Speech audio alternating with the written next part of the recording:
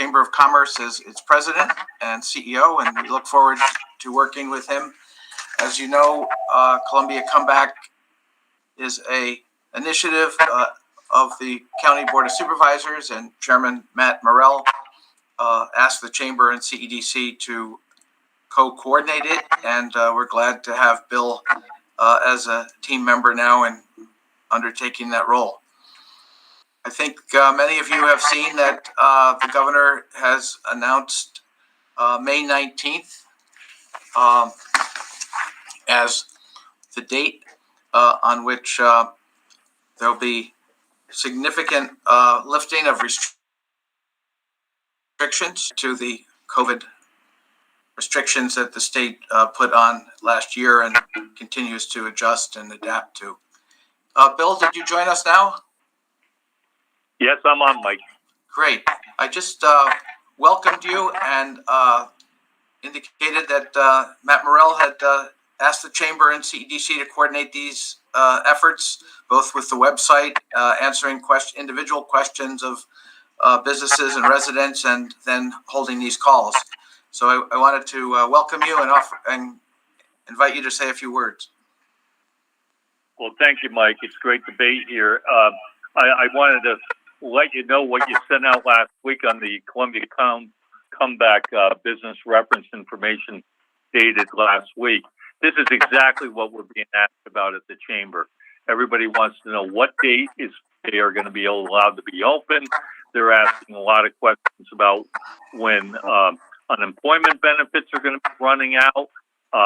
And the real hot button issue here that we're hearing is people cannot find jobs. So that's really a synopsis of what's happening right now with the Chamber. I will say, Mike, this information that you have right here, this is a great reference point because this is exactly what we're being asked for. But the hot button issue is not finding enough employees. And I saw some information this morning that there were over 100 employers at a job fair in Saratoga County last week, and only 100 businesses, and only 40 people showed up to the job fair. I know the Chamber, CEDC, the college, and others have been working with Chris Nardone at Columbia Green New York Works in an effort to plan a job fair in the next month or two. We have had some preliminary discussions. I know they've received some support from the Hudson River Bank and Trust Foundation and others, and we will continue to update this group as well with that information. What Bill was referencing was our every other Friday e-news had a summary of reopening timelines, as well as the business resource highlights that are available, including information for businesses on Global New York. That has been also posted on the Columbia Comeback website. And as you may know, beginning last Monday, the catered events can resume at home. Guidance for attendance at weddings and other activities is now in place, particularly where both the attendees have been vaccinated or take an instant test. Friday, hair salons, barbershops, and other personal care expanded to 75%. Outdoor social gatherings, the limit will increase from 200 to 500. Casinos, gambling facilities, offices, gyms, and fitness centers can all increase up to 50%, where offices can go up to 75%. And that's on May 15th. Monday, May 17th, curfew will be removed for outdoor dining areas of the 12 midnight curfew will be removed, and the 1 o'clock curfew will be removed for catered events.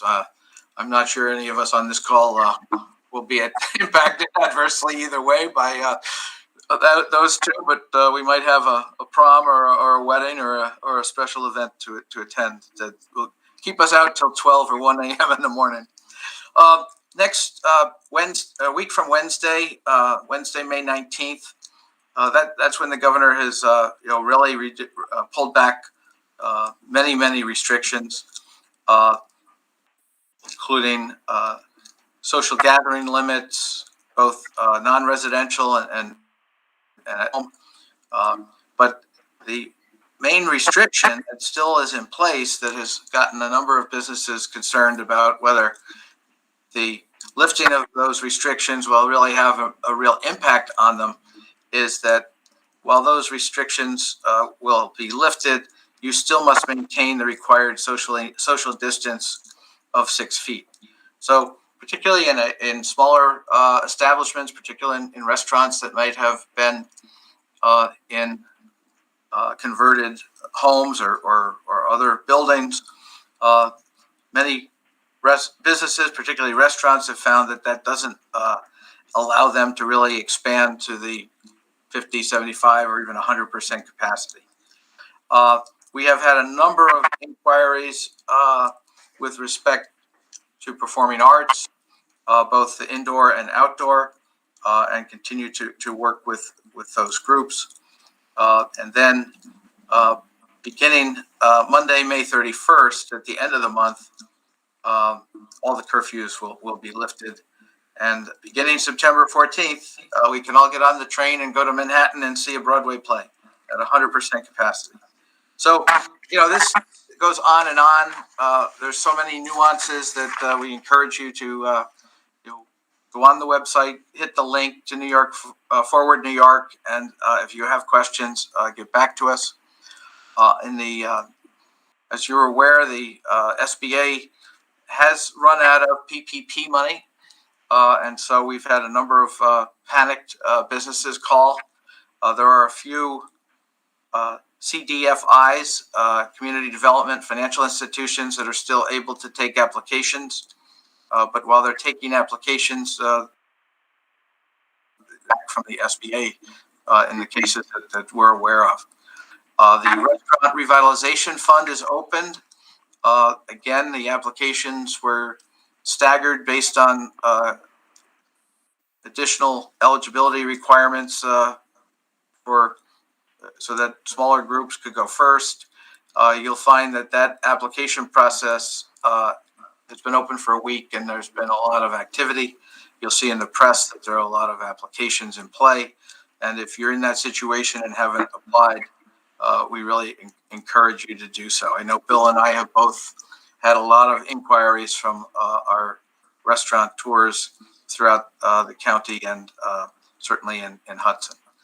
I guess, one good thing is the testing is down. We're below 1.7%, but we're still seeing 7 to 18 cases in Hudson or in Columbia County on a daily basis.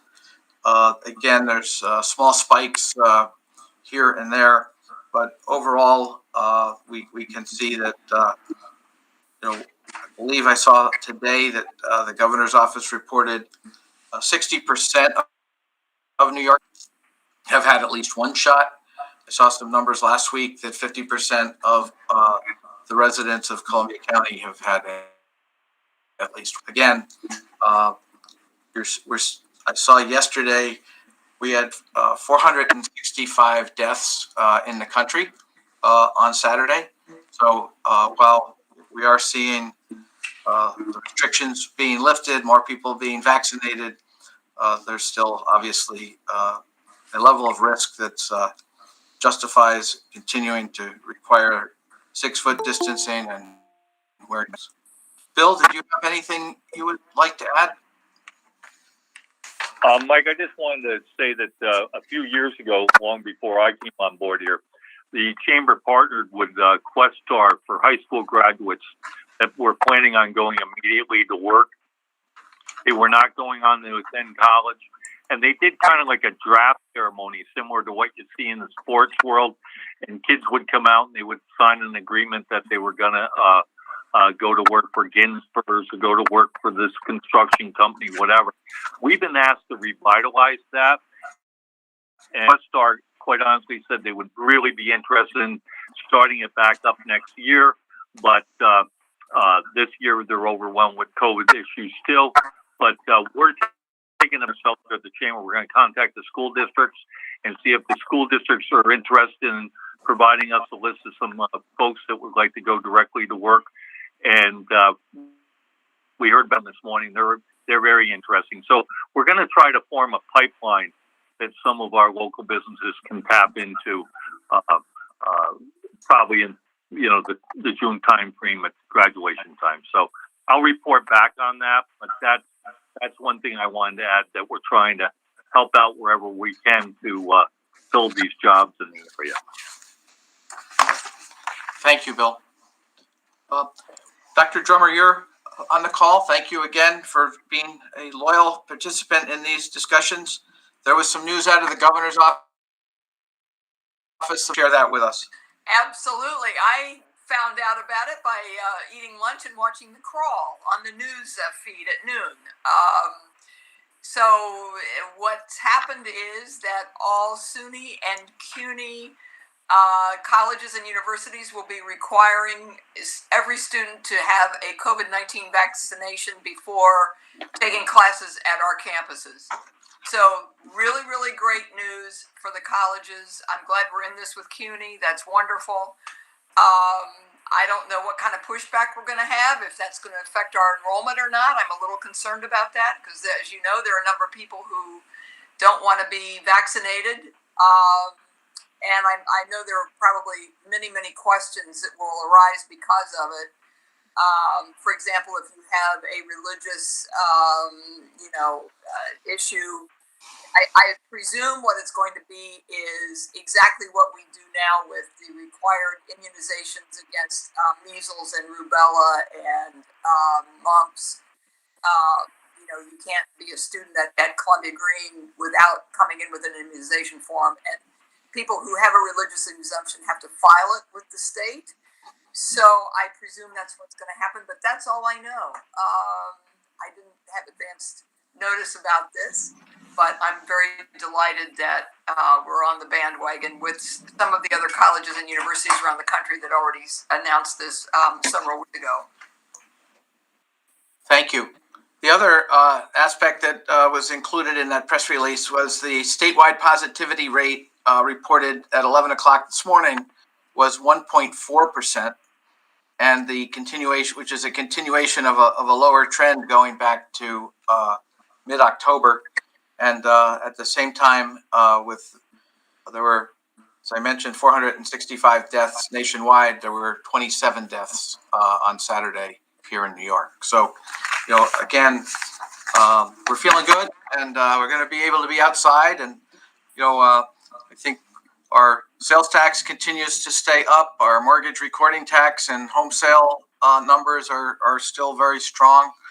And as Bill points out, the workforce issues are at a critical standpoint, particularly in light of the fact that we're still tied for number 2. We had been number 1 for a long time in terms of the lowest unemployment in the state.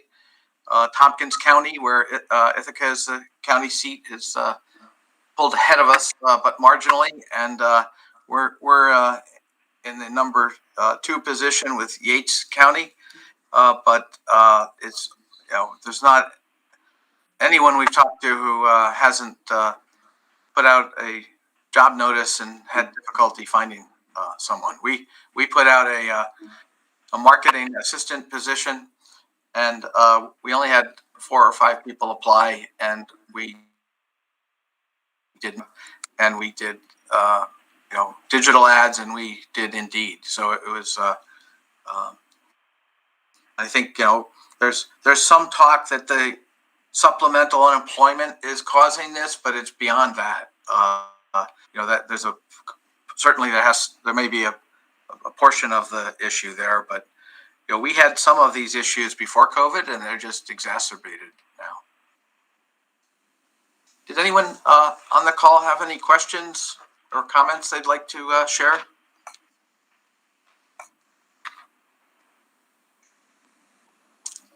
do see someone that is identified as library director, and I know there were some issues throughout the COVID about what the delivering library books to the street, providing broadband for people who could come and hit a hotspot, and I know that again, being able to get into the library and be able to access the facilities and the resources directly is important to the people that access those resources. And I don't know if there's any update in that arena. Liz, have you had another wedding at the Basilica? No, our first one is June 12th. So in between that, we have another public performance. A theater company is going to be doing something the weekend of the 21st, 22nd, 23rd. So similar to the New York pop-up, we're going to be having socially distanced guests in the building. So it's another kind of a nice trial run to get outside people in. But yeah, other than that, we've been doing film and photo shoots, which are 1 or 2 days with the COVID cleaning in between. So I did a site visit with a couple who's having their wedding in August this year, and it's interesting. It's sort of like this weird mix of excitement and sort of wary of they're hoping to have 175 guests, but they're not sure that all 175 will actually want to come. There's the mix of people who are so excited to get out of the house now, and then the ones who just aren't quite ready for a big group situation. So once we get our first one under our belt, I'll report back on that. Well, thank you. I also saw a email today from Hudson Hall with a nice array of upcoming live events. I know PS21 has been talking to us about their summer schedule as well. And we did get a note in the chat room that the New Lebanon Library is represented and they're open by appointment. So, hopefully as time goes on, they'll be able to continue to provide those services on a more broad basis. Bill, did you have any final comments? I think it's worth mentioning, Mike. We saw a great deal of foot traffic in the office here last week from tourists walking in, looking for activity lists, recommendations, asking for directions. It was really encouraging to see. It was really constant last week, so it is true. People are coming. They want to spend money. They want to do activities, and we saw it firsthand here last week. So I wanted to report that. I know that we've had a number of people call about the Hudson Bond program. Fortunately, because of how they were sold through PayPal and how they were distributed, we know, and how they were redeemed, we know who hasn't spent it, and the bonds are good through July 31st. So we're in the process of sending out a marketing effort to people who are holding about $14,000 in remaining bonds that they could use to benefit local merchants. To the extent that those funds remain in the account after the redemption period ends, they'll be distributed by the Hudson Business Coalition to the various businesses that participated in some formula. So, it's as this winds into as this evolves into something that we still don't know what it's going to look like, it does make you look back to where we were last April and May and June, and the things we were all scrambling to try to do, and to think that those programs have come full cycle and are expiring makes you want to pinch yourself, I think, at least in my mind. So if no one has anything else or no questions, we want to thank Oswaldo at Columbia County for helping us with setting the call up through Google Meet. And I will say goodbye. If you have questions, don't hesitate to contact Bill Gerlich at the Chamber of Commerce or myself. Thank you all very much.